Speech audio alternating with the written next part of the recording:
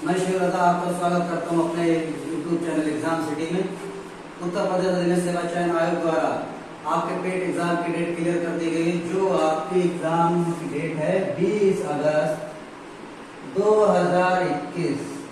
ये निश्चित हो गई है आपका एग्जाम होने होना है। आपके पास इतना समय भी नहीं बचा है कि सब कुछ पढ़ा जाए। देखिए कुछ इम्पोर्टेंट पढ़ते हैं तो आप समझिए सब इम्पोर्टेंट। और इसका सिलेबस दे रखा है टॉपिक बाय टॉपिक, तो हर टॉपिक में कुछ ज्यादा नहीं है, थोड़े बहुत है, तो आप तैयारी कर सकते हैं अच्छे से। चलिए शुरू करते हैं। भूगोल, ब्रह्मांड, इसका टॉपिक है ब्रह्मांड। होता क्या है ब्रह्मांड? ब्रह्मांड किसे कहते हैं? ब्रह्मांड सूक्ष्मतम अणुओं से लेकर महाकाय आकाश गंगाओं तक के सम्मिलित स्वरूप को, आकाश गंगा के सम्मिलित स्वरूप को ब्रह्मांड कहा जाता है। ब्रह्मांड की उत्पत्ति के संबंध में कई खगोल शास्त्रियों ने अपने अपने मत दिए, सिद्धांत दिए। तो ब्रह्मांड की उत्पत्ति से संबंधित सिद्धांत नंबर 1 बिग बैंग सिद्धांत। बिग बैंग सिद्धांत नंबर 2 दोलन सिद्धांत नंबर 3 अनंत स्थिति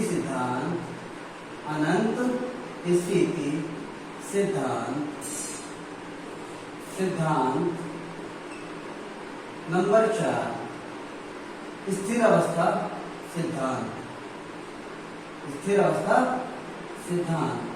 लेकिन सबसे इंपॉर्टेंट सिद्धांत, सबसे इंपॉर्टेंट जो है वो है ये बिग बैंग सिद्धांत। बिग बैंग सिद्धांत ये दिया था मिस्टर एफ जॉर्ज लेमेंटियर।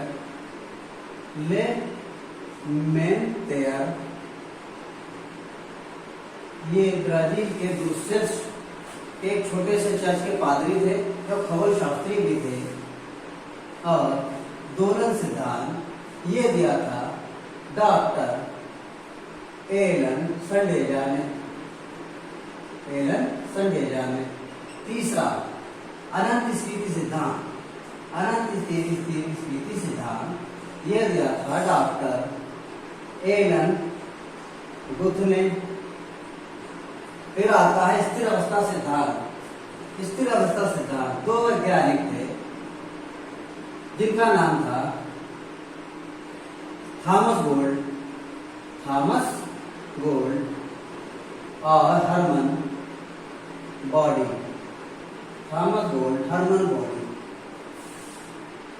सबसे सटीक जो सिद्धांत ब्रह्मांड की उत्पत्ति का सिद्धांत माना जाता है वो है बिग बैंग सिद्धांत, यानी महाविस्फोटक सिद्धांत।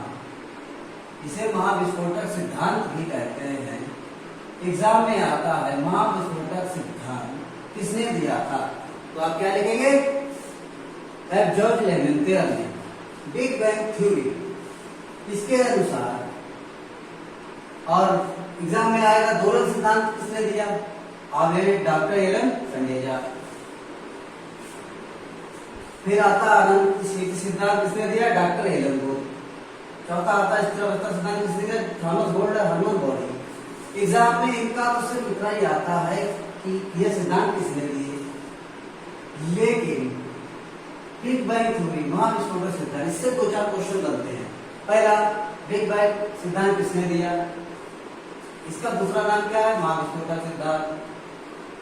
इसके अनुसार महाविस्फोटक सिद्धांत की व्याख्या किसने की?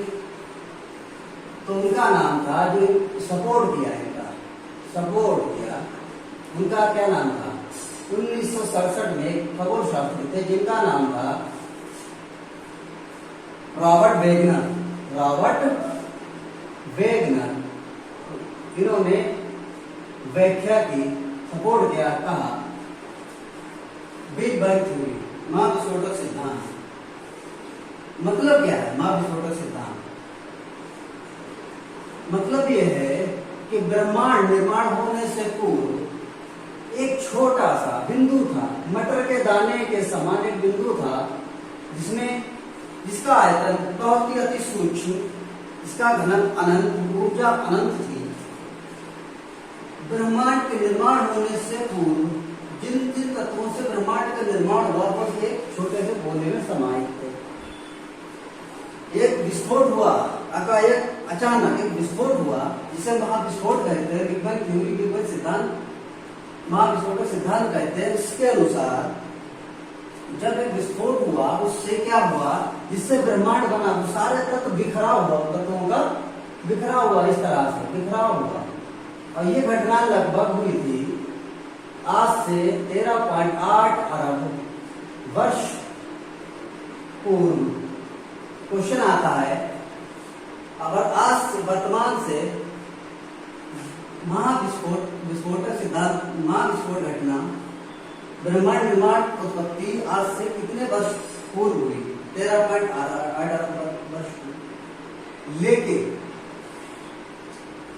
ये शुरुआत से, जब विस्फोट हुआ तब से है, विकास हुआ कब?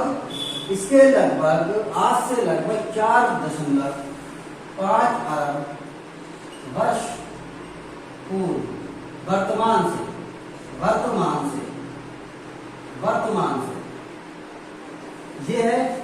जब विस्फोट हुआ, स्टार्ट की शुरुआत हुई, लेकिन विकास कब हुआ, कब से बनना स्टार्ट हुआ कि हमारा आकाश गंगाएं बने, सूर्य बने, पृथ्वी बने, ग्रह, तारे, धूमकेतु, उल्का पिंड, सभी कुछ बना, चंद्रमा बना, सभी कुछ बना।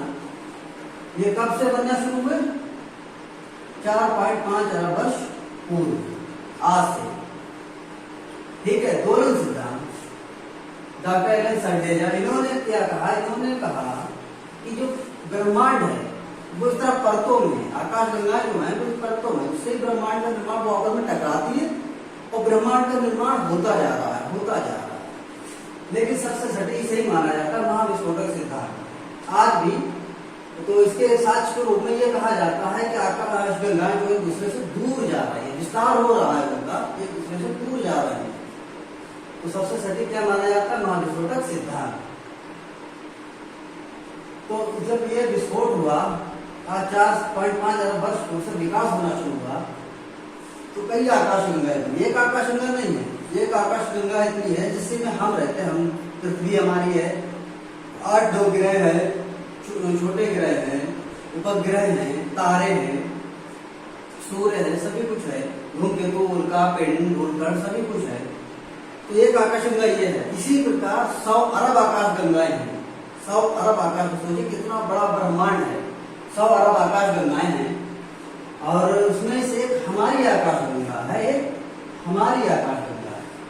हमारी आकाश गंगा है जिसका नाम दुग्ध मेखला है, इसे मिल्की वे कहते हैं। चलिए आगे समझते हैं आकाश गंगा। चलिए स्क्रीनशॉट ले लीजिए, लेना होगा आपको।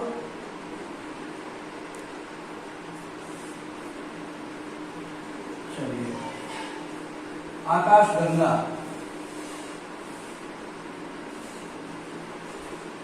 हमारी आकाश गंगा जो है वो, अगर उसका नाम दुग्ध मेखला है, इसके पीछे एक रीजन है। क्या रीजन है बताते हैं। हमारी आकाश गंगा जो है दूर से देखने पर, हमारी आकाश गंगा दूर से जो देखते हैं उसे बहुत, तो पता है, तो ऐसा लगता है कि दूध जैसा कुछ बह रहा है। दूर से देखने पर हमारी आकाश गंगा ऐसी लगती है कि दूध जैसा कुछ बह रहा है, इसीलिए उसका नाम रखा है आकाश गंगा। आकाश गंगा, हमारी आकाश गंगा, ये हमारी अपनी आकाश गंगा की बात हो रही। वैसे कितनी आकाश गंगा है? 10 की घात 11 अरब आकाश गंगा। ठीक है। और एक आकाश गंगा में, एक आकाश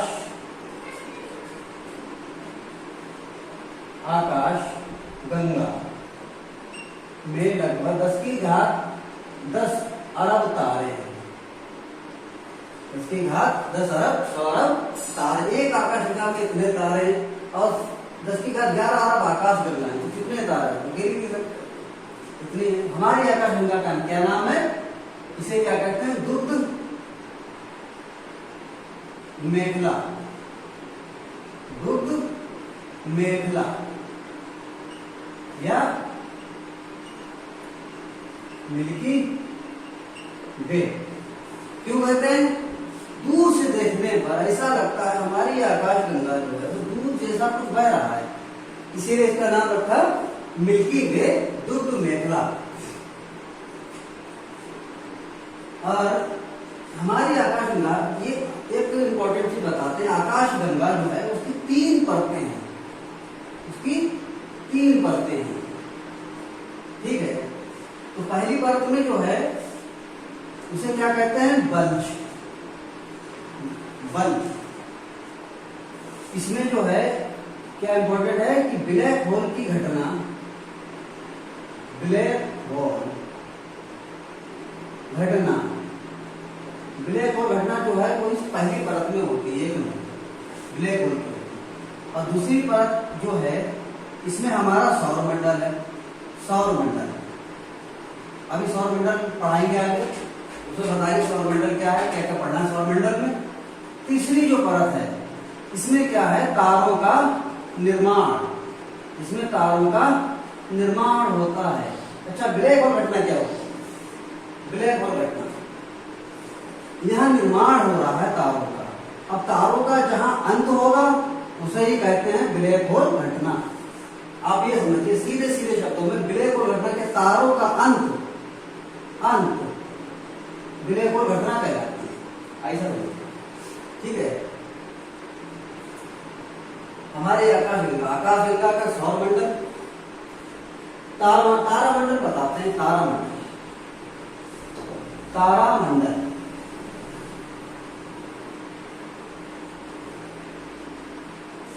तारामंडल सुनिए। अच्छा, तारामंडल किसे कहते हैं? तारामंडल, तारामंडल। कितने तारामंडल हैं? तारामंडल हैं 88 थे, लेकिन एक हाल ही में खोजा गया तो अभी कितने हो गए? 89। तारामंडल की संख्या आपको सुनिए 89, हाल ही में खोजा गया तारामंडल, ठीक है। कितने तारामंडल है? 89। कितने थे? 88। एक तारामंडल ये हाल ही में खोजा गया है। तारामंडल किसे कहते हैं? तारामंडल एक निश्चित आकृति, जो तारे एक निश्चित आकृति या समूह में होते हैं, तारामंडल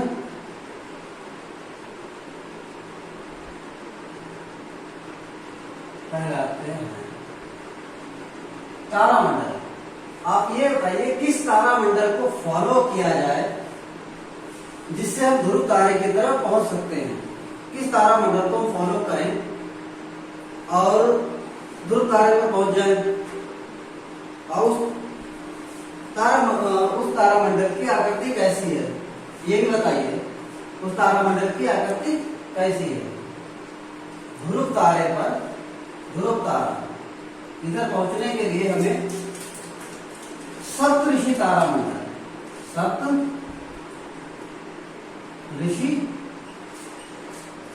तारामंडल, सप्तऋषि तारामंडल को फॉलो करें तो हम ध्रुव तारे पर, ध्रुव तारे की तरफ पहुंच जाएंगे। और इस सप्तऋषि की तारामंडल जो है इसकी आकृति जो है वो इस तरह से क्वेश्चन मार्क की तरह, कैसे? ऐसे,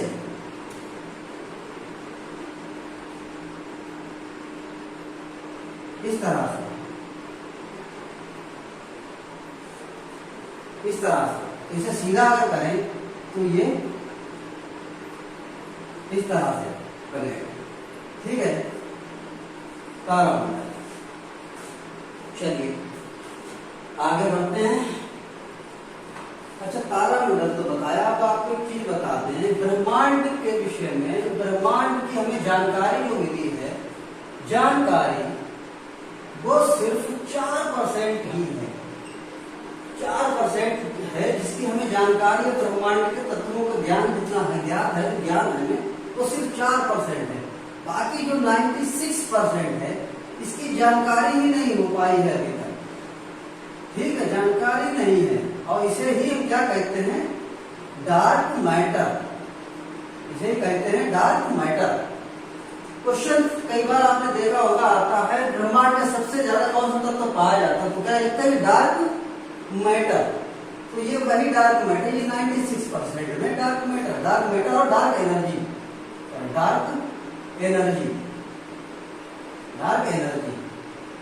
लगभग 23 और 73 या 23 क्लियर करके बता देंगे, ऐसा ही डिवाइडेड है। ठीक है, चलिए स्क्रीनशॉट ले लीजिए।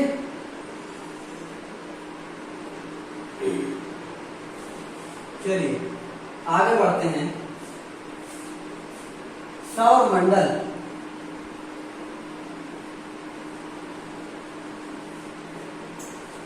दोस्तों